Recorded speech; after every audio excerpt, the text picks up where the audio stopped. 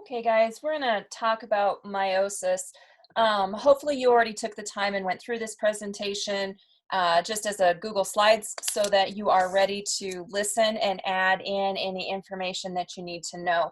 I wish that we were in a normal classroom just because this is a huge topic and it's a really important and interesting topic. So we're going to definitely look at the highlights of meiosis and really try to get as much information as we can in our limited amounts of time. So really our essential question comes down to how does meiosis differ from mitosis? And so what the first thing that I want you to see is we still start with a little cell, and our cell still replicates and our cell still splits. However, this would be the end of what we would refer to as mitosis. Now we go into meiosis, and you're going to see that it runs again so that you end up with 4 daughter cells that are very different in nature to what we would see at the end of mitosis. So, having said that, what do we remember about mitosis? Well, hopefully you remember all of these stages here for mitosis. And so if we take a minute and look at these stages, we can remember where we were with mitosis. So this is prophase, of course, and this here is metaphase. Now, there's this intermittent step that we refer to as prometaphase, and really it's just a transition between our first 2 stages. After metaphase, then we have anaphase and telophase, and of course the very end is what we would refer to as cytokinesis. So we can easily see how we get through the copying of cells so that we end up with an exact replication. And so these cells are both identical to each other and identical to what we started with here. That's why mitosis is considered to be asexual reproduction, because the reproduction itself gives us or generates exact copies of one cell. So when we look at this, every cell in our human body has 46 chromosomes, or 23 pairs. So when you see things on TV like 23andMe, it's referring to the pairs, not the number of chromosomes. So there's 46 chromosomes. During mitosis, then, we replicate the number of chromosomes before the cell splits. That way, each daughter comes out with an exact copy and an exact number of 46 chromosomes. And so looking at this, we start with 46. So here's our first cell. Our cell goes through a round of replication. Goes through replication. Okay, so that's that DNA replication that you learned about. At the end of that, there are 92 chromosomes. Now, the reason that we have 92 is because the final step is going to be to separate. And so our cell ends up with 46, but now we have this other daughter cell as well. So we have 2 identical cells, both with 46 chromosomes in them. So if humans have 23 pairs of chromosomes, each pair has 1 that came from dad and 1 that came from mom. And so looking at this picture here, this is what we refer to as a karyotype. And so it's an actual snapshot of the genetic information in a human baby. And so this chromosome came from dad, this chromosome came from mom. They both code for the same set of genes or traits, but you have to have both sets in order for that trait to be expressed.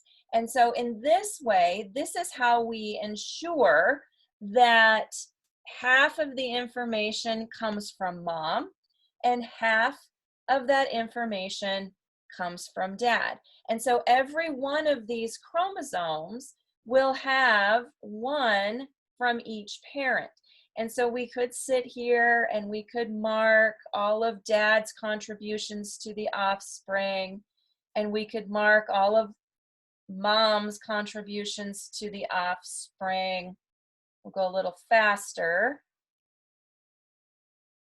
So what this does for the offspring is genetically similar to each parent, but it is not identical to either parent. When we match up these chromosomes, so one from mom, one from dad, similar genetic information in them, that's what we refer to as homologous chromosomes.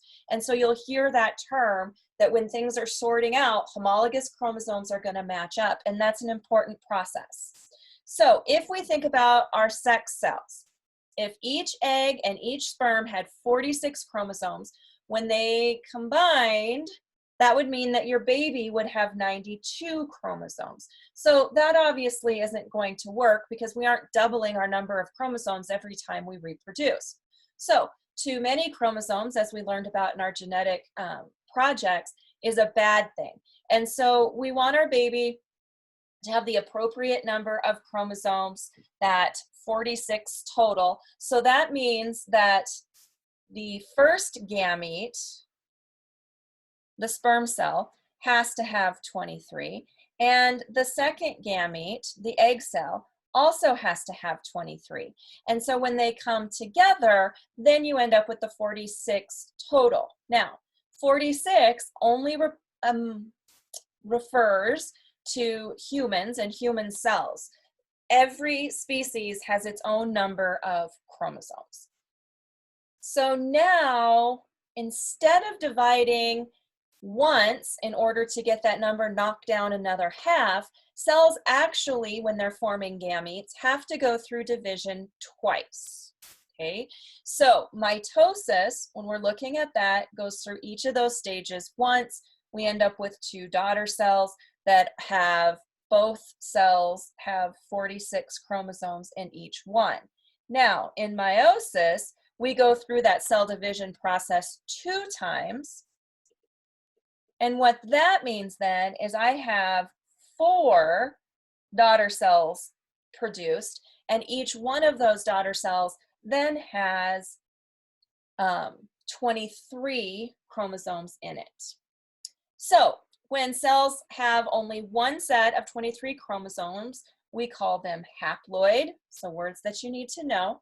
And when cells have 2 sets, so a full complement of chromosomes, that's what we refer to as diploid.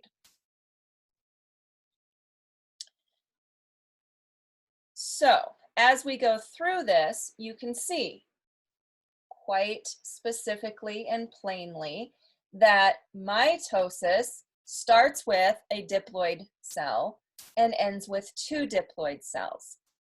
Meiosis, though, starts with a diploid cell and it ends with 4 haploid cells.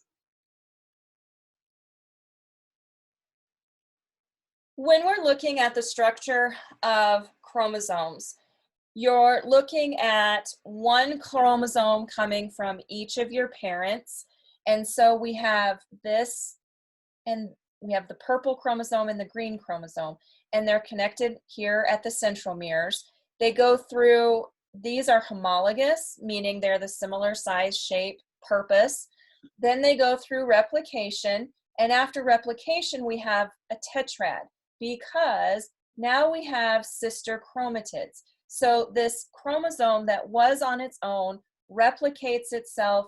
Now it's this X, this is this X. And so now we have sister chromatids that are actually going to go into the process of meiosis. So again, we're back to what was mitosis? Oh, that's right, here are our steps. So now when we're looking at meiosis, we have similar names, but we have to do the process twice. And so it's important to remember if you are in meiosis 1 or meiosis 2. So in meiosis 1, you start with interphase. Then you go to prophase, metaphase, anaphase, telophase, cytokinesis. You'll notice that it's interphase 1, prophase 1, metaphase 1, anaphase 1, telophase 1, because all of these go into your meiosis 1. So you still have IPMAT, then you go through cytokinesis, and that is what equals round 1, okay? So now each of these cells that have been formed, which as of right now are diploid, are going to enter into mitosis 2. Mitosis 2 then starts with prophase, so prophase 2, then moves to metaphase, anaphase. Telophase and cytokinesis are basically the same step in this case, but now here are my 4 gamete cells or haploid cells. Notice one difference before I move on. There's no interphase 2, okay? So don't just learn the steps twice. Pay attention to those things. So when mitosis happens, we end up with daughter cells that are identical to each other.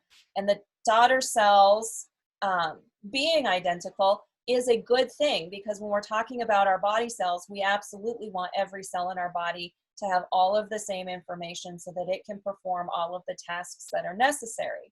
However, when we're making offspring, we don't necessarily want to have every offspring identical. And so we're all a little bit different. And so what actually happens is, besides getting half of your genetic information from the father, half of the genetic information from the mother, there's also a process built into, or several processes built into meiosis that give or add to the genetic diversity so that every gamete is individual and different from the other gametes. So during prophase 1, there is a process that's called crossing over, and this is where chromatids exchange genetic information. And so when we look, this is the original strand of the yellow chromatid. This is the strand of the original black chromatid. When it's done, they flipped segments so that part of each chromatid ended up with the other chromatid to make the complete chromosome.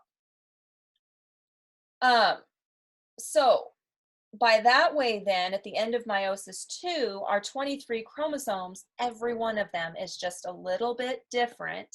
And these genetically diverse or different cells are what become the gametes.